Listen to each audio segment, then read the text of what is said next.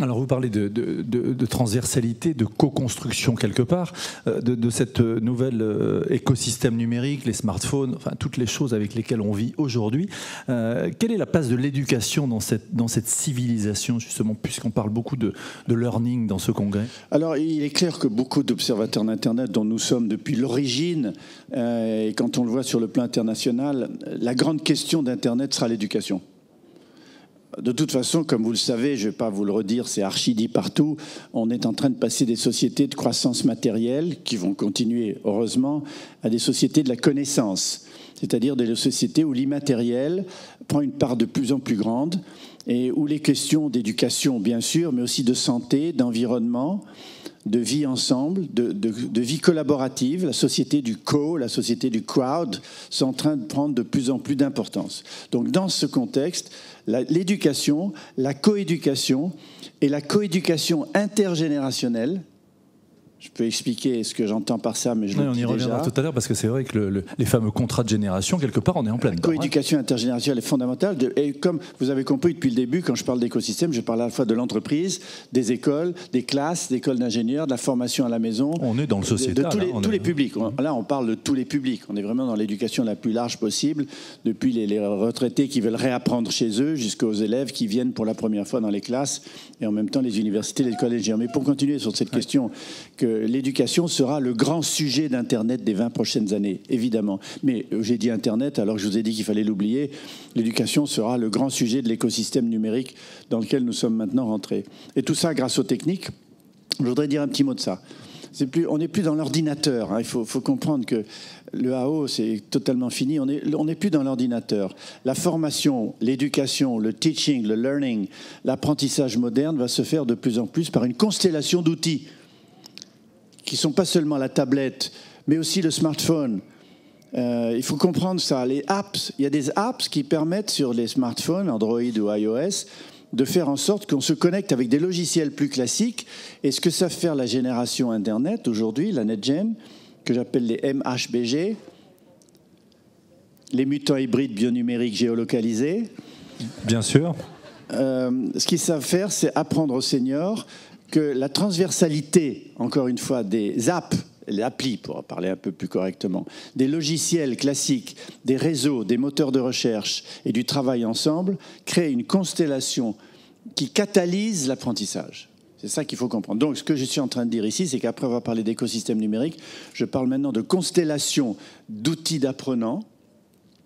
Et ces outils d'apprenants peuvent être le smartphone. On peut faire beaucoup de choses à apprendre avec des smartphones. On peut faire encore plus de choses avec des tablettes plus un smartphone. On peut faire encore plus de choses avec un ordinateur partagé par plusieurs personnes renvoyant sur des grands écrans. On peut aussi travailler avec des tableaux blancs. Avec des tableaux blancs, vous avez vu, maintenant, il y a des tableaux blancs extraordinaires où simplement par des gestes, on écrit sur le tableau blanc, c'est écrit sur un ordi, l'ordi renvoie par le réseau à un autre ordi. Donc, tous ces outils doivent être utilisés. Mais le problème, la question, c'est d'avoir un projet pédagogique. Et ensuite, quand on a un projet pédagogique, c'est-à-dire un plan systémique, alors on cherche les outils adaptés. Ce n'est pas l'outil qui va définir la qualité de l'enseignement par ordinateur, par tablette ou par iPhone. C'est le projet pédagogique des profs ou du prof ou des professeurs ou des groupes de sachants ou d'apprenants entre eux. Et c'est une fois qu'on a défini ce système complexe qu'on appelait jadis la classe, ou qu'on peut appeler l'amphi, ou qu'on peut appeler une salle comme celle-là, que l'on peut décider de quel type d'outils on va utiliser. Et je termine par encore en parlant de la constellation des outils, par une véritable révolution qu'on appelle le BYOD, en anglais BYOD, B-Y-O-D, qui veut dire Bring Your Own Device. Et c'est une révolution dans les entreprises depuis 2 ans aux États-Unis, parce que le Bring Your Own Device veut dire que les gens peuvent venir dans l'entreprise travailler avec leur tablette, leur clé USB, leur disque dur, leur ordi.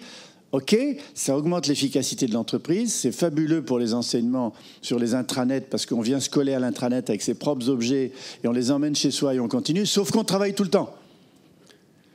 La frontière entre la vie privée, la vie personnelle, la vie professionnelle, elle est en train de... Donc il faut des règles, si vous voulez, je peux vous les dire.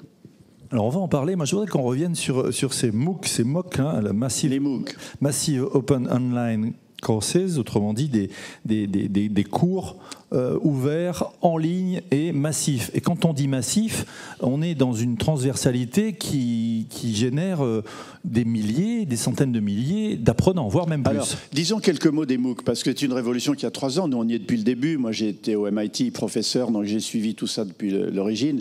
Maintenant, les MOOC, c'est 17 à 18 millions de personnes dans le monde qui sont connectées tous les jours. Il y a environ, pour une grande université comme Stanford ou MIT ou Harvard, il y a environ 150 à 250 cours qui vont de l'économie au calcul intégral en passant par l'informatique, le management. Et pour chaque cours, pour vous donner une idée, il y a 50 à 60 000 personnes en ligne en temps réel. Sauf que c'est devenu tellement important qu'il y a ce que j'ai appelé des édumédiaires, des intermédiaires en éducation. Ces édumédiaires se sont créés comme des champignons depuis 2 ou 3 ans, dont les principaux d'entre eux s'appellent Coursera et Udacity. Coursera, C-O-U-R-S-E-R-A, dirigé par une fille absolument remarquable, très très jeune. Coursera s'appelle Daphne Koller, si vous voulez la googler, Daphne Koller, K-O-2-L-E-R. Qu'est-ce qu'elle a fait, Daphne? Elle a eu l'idée de demander à Stanford, MIT et une trentaine d'universités mondiales d'être l'agent, l'intermédiaire, c'est pour ça que j'appelle l'édumédiaire, pour diffuser leurs cours à des tas de gens en publiant sur Internet les programmes, les durées des programmes, etc. Mais elle a fait beaucoup mieux que ça. Elle a fait 2 choses. Et d'ailleurs, Udacity aussi, qui est dirigé par un autre type qui s'appelle Sébastien Stern, qui est extraordinaire, vraiment, lui aussi, c'est un visionnaire. Qu'est-ce qu'ils font? Et puis il y en a plein d'autres. Hein. J'avais un slide pour vous, mais on a décidé de ne pas en mettre, dans lequel il y en a une quarantaine. Qu'est-ce qu'ils font? Qu'est-ce qu'elle a fait, Daphne? Elle a eu l'idée de faire en sorte que le MOOC, Massive Online Open Course, soit pas top-down. Pas des gens comme ça en train de recevoir Passif. Des cours. Elle a créé la transversalité pour que par Skype, par Facebook, par Twitter, par MSN, par tout ce que vous voudrez, des gens créent des groupes d'apprenants pour apprendre ensemble. Ils ne savent pas, ils se posent des questions. Ils n'ont pas très bien compris, ils posent des questions à quelqu'un d'autre. Et deuxièmement, ce qu'elle a fait, et c'est là où elle se fait payer, parce que c'est une entreprise commerciale, les cours sont gratuits, mais elle fait payer l'évaluation. Elle a mis au point des systèmes d'auto-évaluation, de co-évaluation, de global evaluation, qui, pour certains, commencent maintenant aux États-Unis à avoir valeur de diplôme. Ça va très vite, tout ça, c'est à 3 ans. Hein. Revenons sur cette histoire de communauté, parce que quelque part, je ne comprends pas, je demande à quelqu'un d'autre cette transversalité, cette horizontalité, et non plus ce fameux top-down qu'on connaît bien en entreprise. Ça, c'est nouveau aussi. Alors, on l'expérimente à Universcience avec Claudie Agnuret. Vous avez vu qu'il y a 2 grandes écoles françaises, Polytechnique et la Sorbonne, Panthéon-Sorbonne, qui ont décidé de s'inscrire et de faire partie maintenant de MOOC. Donc, la France se lance depuis... C'est 35, il y a 2 Françaises. Quelques semaines dans les MOOC. Bon, il y en aura beaucoup plus. Il faut dire que le CNDP... il y a des organismes français qui sont assez en retard. Ils auraient dû prévoir ça depuis longtemps. Nous, ça fait des années qu'on tire la sonnette en disant ça va arriver.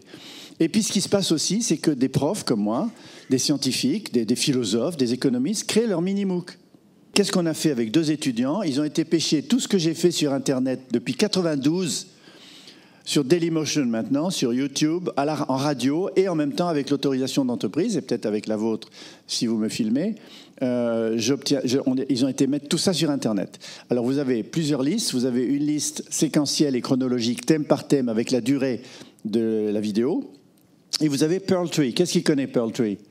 Oui, bon, il y en a quand même 1, 2, 3 ou 4. Pearl Tree, c'est une espèce d'arborescence avec des perles. Vous cliquez sur la perle et toc, vous avez l'écran qui apparaît à gauche et vous voyez si ça a l'air d'intéressant ou pas. Donc, il y aura de plus en plus d'enseignants qui vont faire des mini-MOOC. Donc, il n'y aura pas seulement des MOOC de grandes écoles, mais il y aura de plus en plus... Et on va les interconnecter entre nous. Alors, cette communauté, ces interconnexions, ces échanges, on est dans le réflexif. Hein. Tu me donnes une info, mais moi, je peux t'aider à un moment ou à un autre. Ça signifie quoi? Plus de générosité dans la façon dont on va apprendre? Alors, ça, c'est des mots importants. Alors, je redis ce que j'ai dit tout à l'heure. Nous sommes en train de rentrer dans la société collaborative que j'appelle dans mon livre, Surfer la vie, je l'appelle la société fluide. C'est-à-dire une société qui n'est plus dans les rapports verticaux, pyramidaux de la hiérarchie traditionnelle, qu'elle soit politique, industrielle ou universitaire, mais dans une société du rapport transversal, du pouvoir transversal, du partage, de la solidarité, de la générosité, de gens qui donnent pour en avoir plus, c'est-à-dire qu'on rentre dans une matrice à plusieurs dimensions. En gros, si vous voulez, l'économie classique s'est fondée sur 2 dimensions. Ceux qui détiennent le capital, les machines, ceux qui sont salariés chez eux. Ils vendent leur temps, ils sont payés par le salaire. Ça, c'est Marx. Maintenant, on a une matrice à plusieurs dimensions, dans laquelle il y a salaire, évidemment, temps partagé, valeur, bénévolat, reconnaissance, plaisir. Et puis vous croisez cette matrice et qu'est-ce que vous avez ? Eh bien, vous avez des choses comme le crowdsourcing.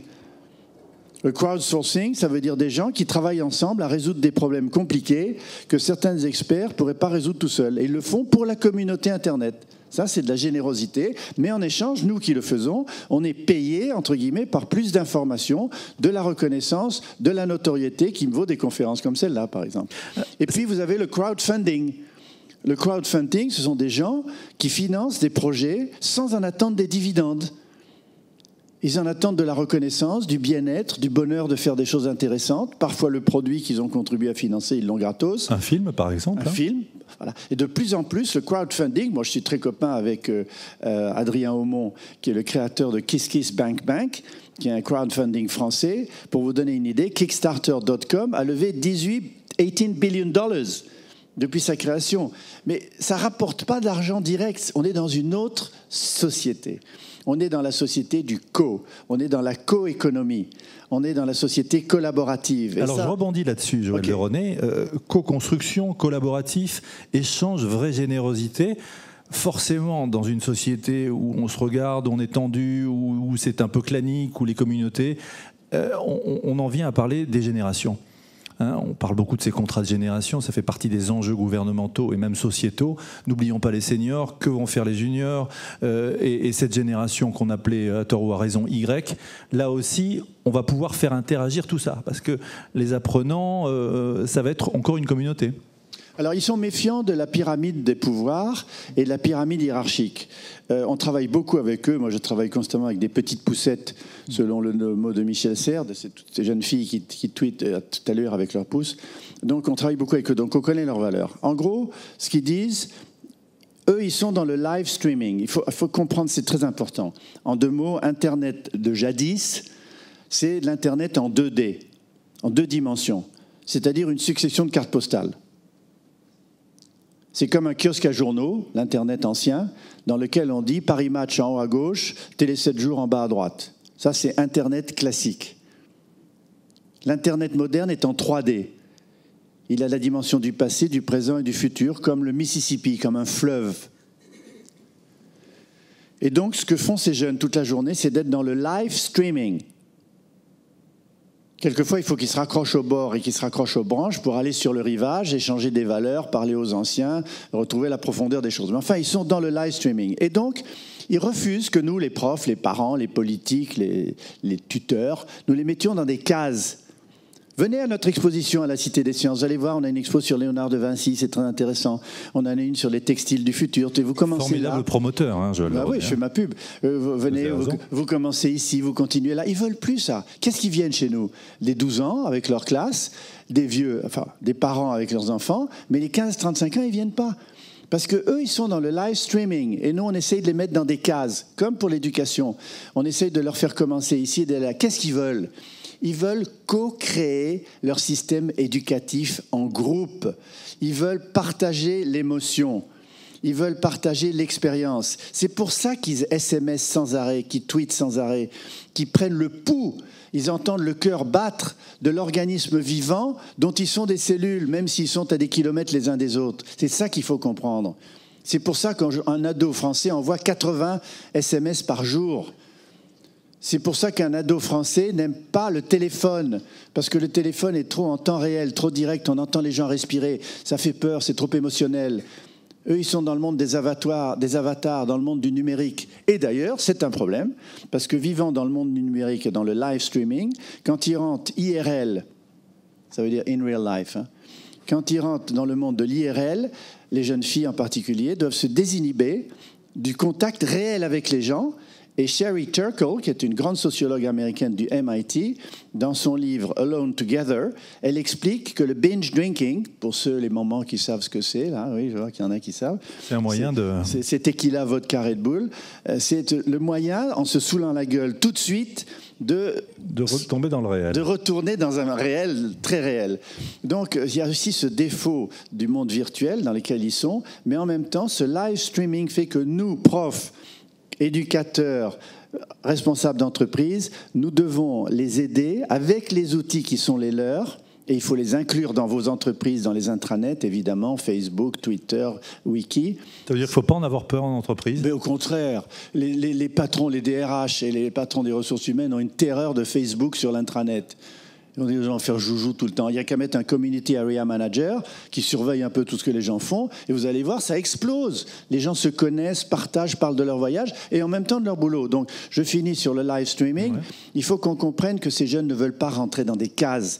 Ils veulent co-expérimenter, co-partager de manière co-émotionnelle leur apprentissage avec les autres, puisqu'ils font partie d'un organisme vivant, même qu'il est distant, à des kilomètres les uns des autres, mais ce sont des cellules vivantes qui passent leur temps à prendre le pouls et le cœur des uns des autres par les SMS, les textos, Facebook et Twitter. De l'autre côté, on a les seniors. Alors ne soyez pas aussi. Il y a des papilles grecs, ça existe. Non, de l'autre côté, comment on fait du transgénérationnel et de la co-construction, moi, je vais vous raconter une petite anecdote tout à fait immodeste. Mais je le raconte quand même. Je travaille avec... j'ai préparé un grand colloque le 5 juin. Écoutez, allez le voir sur Internet. Alors, un autre truc à noter. Le 5 juin, à la Cité des Sciences, on a créé un forum qui s'appelait Changer d'air. Accent grave RE. 650 personnes, 3800 personnes online connectées, 4200 tweets. Le top tweet, hashtag FCE, top tweet les plus tweetés de toute la France, le 5 juin, entre 19h et 20h. Donc, un phénomène extraordinaire. 50% de femmes, 50% d'hommes, 50% de 25 ans, 50% de seniors. Donc déjà, c'est le cas. Alors, je travaillais à la préparation de ce colloque avec Emmanuel Duez, 26 ans, Laura Cornu, 23 ans, Célia Gruson, 25 ans, Adeline. Elles étaient autour d'une table, on avait bossé une partie de la matinée, c'est des geeks, elles sont complètement connectées. Et puis, avant que les sandwichs arrivent, je redresse un peu la tête et je leur dis, vous réalisez quand même que sur le plan calendaire, j'ai un demi-siècle de plus que vous. Ils me regardent comme ça, mais pas du tout, Joël, on a tous le même âge numérique. Ça, c'est très important. On a le même âge numérique. Parce que moi, je ne parle plus du numérique, je ne parle plus d'Internet. J'utilise, comme je respire l'air et comme je parle français, ces éléments-là pour mon travail de tous les jours. Seul, en groupe ou avec les autres. Donc, le numérique, elles n'en parlent même plus. L'Internet, elles n'en parlent même plus. Et on a tous le même âge numérique. Et quand les entreprises me demandent « Mais comment changer, monsieur Droné? Vous nous racontez tous ces nouveaux outils, les tablettes, les trucs, les machins, Facebook, Twitter. » Je dis « Écoutez, engagez des stagiaires de 25 ans, vous allez changer. » Number one. Et deuxièmement, ayez le même âge numérique entre ceux qui ont 25 ans et ceux qui sont pré-retraités à 65 ans. Alors justement, comment est-ce qu'on fait quand il y a encore des frilosités, des peurs, pour que les entreprises aient le même, et des collaborateurs avec le même âge numérique? On expérimente. La force d'Internet ou de l'écosystème numérique, c'est que c'est un écosystème qui peut changer. Avant, on faisait des rapports annuels, c'était imprimé, c'était foutu. Il y avait une erreur dedans, le patron, vous tombez dessus et vous virez. Maintenant, on fait des rapports annuels avec une clé, avec un QR code, avec des QR codes pour tous les endroits, tous les liens sur lesquels il faut aller. On flash ça et on peut les changer en temps réel puisque c'est sur Internet. Donc, avec Internet, on peut expérimenter, faire des erreurs, recommencer. Essais, erreurs, recommencer. Et malheureusement, la plupart des grands patrons de DRH ou les grands patrons d'entreprises qui ont 50, 55 ans ou un peu plus, ils ont été formés d'une manière extrêmement stricte à l'analyse cartésienne, à la linéarité, à la séquentialité, pas à la systémique. Et d'ailleurs, beaucoup d'entre eux, dans des grandes écoles élitistes, sont formés aux maths pour gérer les choses et les machines. C'est des écoles techniques même qui s'appellent polytechniques. Et d'autres ont été formés au droit pour gérer les gens et les organisations. Ça s'appelle des grandes écoles d'administration.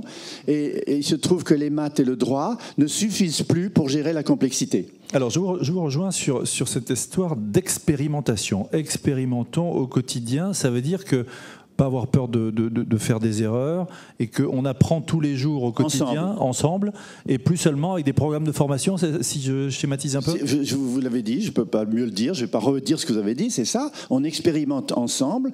Comme j'ai dit tout à l'heure, on définit un système pédagogique avant de choisir les outils techniques pour ce système. On travaille ensemble, on s'écoute parler, on respecte les autres, on respecte la diversité. Et quand on y est, on se lance, pas dans des grands programmes très coûteux pour 3 ans, mais dans des programmes expérimentaux qui vont permettre de tester, de savoir si c'est bon. Et on se lance. C'est probablement comme ça qu'on fait les trois lauréats de ce magnifique projet que j'ai mentionné tout à l'heure. Je voudrais qu'on revienne sur ce que certains appellent la porosité de la vie professionnelle et de la vie personnelle, hein, l'absence de frontières maintenant, puisqu'on emporte son propre device, son propre terminal sur son lieu de travail. Vous avez mené une étude très intéressante chez Universcience. Vous pouvez nous en parler un petit peu ? Oui, bien sûr. Alors nous, à Universcience, on est quand même une grande boîte. Hein, maintenant qu'on a fusionné avec le Palais de la Découverte, Cité des Sciences, Palais de la Découverte, c'est à peu près 1800 personnes. Et on a un formidable service informatique. Ils sont excellents, la DSI. Ils ont compris les Mac et les PC. Ils ont tous les mélangés. On a un intranet qui fonctionne bien. Donc, ils sont bons. Et ils sont en train d'étudier les conditions juridiques et personnelles du BYOD. Parce qu'on va l'autoriser, bien entendu. Alors, en gros, mais je résume, parce que si vous avez des questions, vous posez-les-moi, mais en gros, il y a 2 aspects. Il y a l'aspect personnel de la frontière entre la vie personnelle et la vie professionnelle. Et ça, c'est laisser aux gens un choix. Il y a des gens qui travaillent 18 heures par jour, ils rentrent chez eux, ils se couchent, ils ne parlent même pas à leurs enfants. Et il y a d'autres gens qui passent du temps à investir du temps pour leurs enfants, et ils ont fait ce choix. Il y a des gens qui ferment leur ordinateur le week-end, ils ne veulent pas. Il y a des gens qui ne répondent plus à leur email, parce que moins on répond, plus les gens vous en envoient, etc. Donc il y a des règles personnelles. C'est les gens qui s'imposent eux-mêmes leurs règles. Oui, déjà, alors ça c'est ce que je veux dire, mais attendez, les gens s'imposent eux-mêmes leurs règles, mais on peut leur apprendre. Moi, dans mes équipes, avec mes collaborateurs, je leur apprends à gérer le temps et l'information. Parce que les causes de stress, de mauvais sommeil, les gens qui vont consulter les médecins d'entreprise, parce qu'ils sont stressés, parce qu'ils ne peuvent plus dormir, parce qu'ils prennent des tranquillisants, des antidépresseurs, ce sont des gens qui ne peuvent pas gérer 2 choses, l'information et le temps. J'ai pas le temps, j'ai trop d'informations. Classique. Moi, c'est les premières choses que je fais avec mes collaborateurs, et je peux vous en donner 2 heures de cours, de comment faire pour gérer ces mails. Je connais des gens qui continuent à répondre à leurs mails par ordre d'arrivée. Séquentiellement, tout de suite. C'est incroyable. Alors qu'il y a des filtres qui permettent de les envoyer à des secrétaires qui répondent pour vous avec des brouillons déjà préparés. Moi, j'ai des secrétaires qui ont 10 brouillons. Je dis brouillon 3, pof, elles répondent. J'ai des filtres qui me permettent d'envoyer des mails pour les lire pendant le week-end ou pour les lire en voyage, qui sont moins urgents. J'ai des ordres de priorité, bon, etc. Enfin, je ne vais pas vous dire ce que je fais. Donc, on peut apprendre à gérer l'information et le temps. Donc, oui, il y a des gens qui s'imposent des règles personnelles, tant mieux, bravo. Mais aussi, on peut apprendre à mieux gérer son temps et son information pour éviter que le BYOD enfreigne votre vie personnelle et le sens que vous voulez donner. Deuxièmement, il y a l'autre sens. Refuser un ordre qui vous vient par le numérique. Imaginez un patron ou une patronne d'entreprise qui, un dimanche matin, à 3 heures du matin, vous envoie sur vos réseaux, sur votre mail, quelque chose en disant à 8h50, lundi, j'ai absolument besoin de ces 24 pages que je vous demande depuis une semaine. Vous répondez non. Et vous êtes viré. Je suis en vacances. Et ce ne sera pas retenu, alors ça c'est un truc juridique qu'on étudie, et ce ne sera pas retenu dans votre dossier comme un refus de répondre à un ordre hiérarchique. Je vous arrête parce que c'est un peu un mode bisounours, parce que vous imaginez quand même que le patron, même s'il ne peut pas vous en tenir rigueur parce que ce sera gravé dans les textes de loi et dans le réglementaire, celui qui reçoit le mail, je me mets à sa place, il le reçoit à 3 heures du matin et le patron, il ne peut pas faire autrement que le faire. Vous êtes complètement à côté de la plaque, Frédéric. Alors dites-moi, parce que ça m'intéresse. Complètement à côté de la plaque. Le BYOD est maintenant vraiment répandu. Non, je ne dis pas ça par rapport au BYOD. Ça, je suis d'accord. Pour emmener par rapport au mail, mais ça fait partie. Non, attendez. Le BYOD fait qu'il n'y a plus de frontières parce qu'on travaille tout le temps, ça, éventuellement même 24 heures sur 24. Je suis d'accord. Donc, si vous n'avez pas très bien compris, je m'excuse de le dire, si vous n'avez pas lu ce qui se passe aux États-Unis dans le juridique d'entreprise, où maintenant, dans le juridique d'entreprise, il n'est pas le patron, même qu'il soit le plus haut placé de la hiérarchie, vous dites non, monsieur ou madame. Alors d'accord pour le côté lui, juridique. D'accord, oui, voilà. Alors lui, il le comprend. Mais parce que c'est dans les règles. C'est que les mentalités doivent changer aussi. C'est en train d'arriver en France. Voilà. Nous, on l'étudie à Universcience, on n'est pas les seuls. Je connais des gens dans les grandes entreprises que je ne vais pas citer qui sont en train de l'étudier avec les directeurs des ressources humaines, le personnel, les avocats de l'entreprise, pour que l'on puisse ne pas être retenu contre vous si vous dites à quelqu'un qui vous envoie... c'est une belle avancée. Hein. Ah ben attendez, c'est obligatoire. Sinon, comment voulez-vous que vous régliez à la fois votre temps personnel, familial, et en même temps que vous répondiez à quelqu'un qui perturbe ce temps personnel et familial. Donc c'est comme le opt-in et le opt-out pour le spam, qui maintenant est reconnu à l'échelle européenne. Eh bien, on peut opt-out un patron. Bingo. Télétravail, fini ça ? Le télétravail, c'est fini. J'ai commencé tout à l'heure par dire oubliez Internet, oubliez le télétravail. C'est un truc complètement ringard. C'est comme la domotique, c'est des trucs comme ça qui restent. C'est complètement fini. Le télétravail, c'est un truc de Thierry Breton à l'époque où il a écrit son rapport, il y a 10 ans. Fini. On est tout le temps Thierry, si tu nous entends. On est tout le temps... Mais je suis assez copain pour pouvoir le dire publiquement. Donc, on est en train... On travaille tout le temps si on le veut. On revient à la question de tout à l'heure. Nos outils, tout à l'heure, j'étais dans le taxi en train de venir ici, perdu dans un embouteillage, je travaillais. J'avais mon ordi, j'avais une tablette et j'avais un smartphone, tout en même temps. Et ma secrétaire m'envoyait des messages. Qu'est-ce que je faisais ? Du télétravail ? Non, je fais du travail à distance. Comme vous, peut-être même, non, heureusement, vous êtes très poli, vous aussi, madame, oui, elle utilise son mail, là. Mais à part ça, vous allez sortir d'ici, vous allez vous précipiter pour voir ce que vous avez reçu comme mail. Vous allez télétravailler, non, vous allez travailler. C'est ça. Donc aujourd'hui, la grande question, c'est ce que nous disions tout à l'heure, votre question était très pertinente, comment établir la frontière entre travail personnel, travail professionnel et obligations d'ordre venant d'en haut que l'on peut refuser. Donc si je résume, on est dans la générosité, on est dans la co-construction, on est dans la transversalité, on est dans une société apprenante et des entreprises apprenante où on commence à y rentrer, où les générations se parlent entre elles et ne doivent pas avoir peur l'une de l'autre. Un petit parenthèse, ils sont en train de nous faire passer de la société de l'information, qui à cause du big data devient de l'infopollution, à la société de la recommandation. C'est pas pareil. La société de l'information, on est paumé, si vous permettez l'expression. Ouais. Il y a trop de trucs. La société de la recommandation, c'est de faire confiance aux gens de votre réseau qui vous disent « va voir tel film, c'est pas si mal ». D'ailleurs, il y a des générosité. Il n'y a rien à y gagner, simplement à faire profiter quelqu'un de... Voilà. Société de la recommandation est en train de prendre la place de la société de l'information. Nouvelle valeur, là, quelque part. J'espère que vous tweetez tout ça pendant que je parle, parce que vous pouvez tweeter c'est ce que fait madame. De René Joël. D'ailleurs, c'est ce que je fais quand je donne des cours. Tenez, voilà, moi, comme je suis prof, je vous donne un truc de prof. Moi, j'arrive dans un amphi de 400 élèves, garçons et filles. Je commence par ça. Je leur dis, voyez, ça, c'est mon iPhone. Vous pouvez me tweeter de René Joël. Pendant que je parle, je le mets comme ça et je vois défiler tous vos tweets. Et d'ailleurs, je suis très démagogue parce que je vois défiler des tweets, je prends mon truc de temps en temps, puis je dis pas « Ah, Karine, super idée, je vous reparlerai tout à l'heure, merci ». Ça crée un climat et les étudiants adorent. Des clés d'action, des takeaways, comme on dit pour les entreprises, essayer de rompre cette structure pyramidale qui écrase et créer une fluidité. Du lien humain, de l'émotion, du lien social. Il y a un mot qui est très fort, que j'aime beaucoup dans les valeurs de mon livre. Si vous lisez Surfer la vie, d'abord vous pouvez le consulter, il y a plein d'extraits sur surferlavie.com.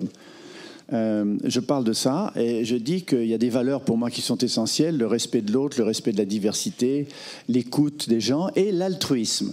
Alors l'altruisme, pour moi, et vous en avez un peu parlé en parlant de générosité, de l'altérité, de partage, l'altruisme, c'est pas de l'altruisme bisounours, du genre on va faire le bien autour de soi. Non, c'est l'altruisme à la Robert Axelrod. Qui connaît Robert Axelrod ? Non ? Oui ? Bon, pas mal. Un des plus grands sociologues américains, c'est lui qui a inventé le win-win. Il a écrit un livre publié chez Odile Jacob qui s'appelle « Comment survivre dans un monde d'égoïstes ». Et il explique qu'on peut être égoïste, c'est le fameux jeu du prisonnier, où on donne une information pour faire attaquer, pour faire mettre l'autre en prison, mais on peut s'en sortir soi-même. Donc tous ces jeux de guerre, de non-zero-sum games, ont été inventés par Robert Axelrod. Et l'altruisme au sens d'Axelrod, c'est du donnant-donnant, du win-win, mais fort. C'est pas un truc mou. Et donc c'est une valeur essentielle pour construire ensemble.